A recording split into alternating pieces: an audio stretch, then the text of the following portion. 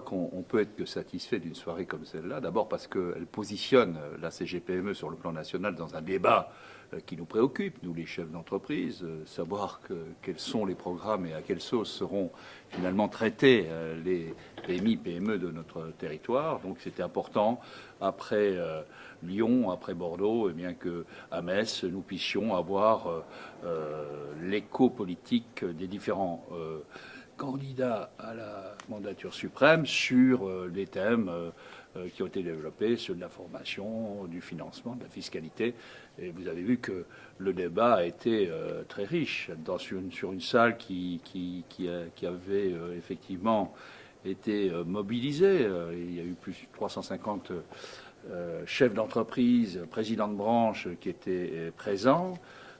On a eu une écoute particulière des questionnements qui traduisent bien l'inquiétude de nos chefs d'entreprise, à la fois l'enthousiasme et leur volonté de jouer leur rôle au sein de notre confédération patronale, mais aussi, on le sent au travers des questionnements, des inquiétudes, l'absence de lisibilité les préoccupe notamment, les questions portées sur les problèmes de formation, les questions posées, qui ont été posées également sur des textes qui rétroagissent, hein, on l'a vu sur certaines filières, effectivement, on peut être que satisfait de cette séance et de voir demain, au niveau national, d'avoir à accueillir les candidats eux-mêmes.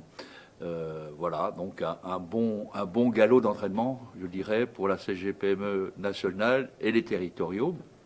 J'ai souligné en conclusion la nécessité de prendre en compte les corps intermédiaires. La CGPME joue un rôle politique de premier rang.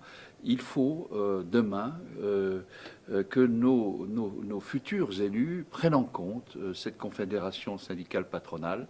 Elle est réellement représentative. Elle peut jouer un rôle très positif pour l'avenir de notre pays.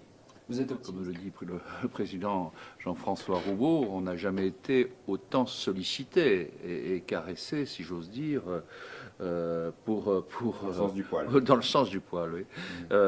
Mais encore faut-il que cela se concrétise sur le terrain. Il ne suffit pas de vouloir nous aimer à tout prix. Et encore faut-il que nous ayons les preuves d'amour.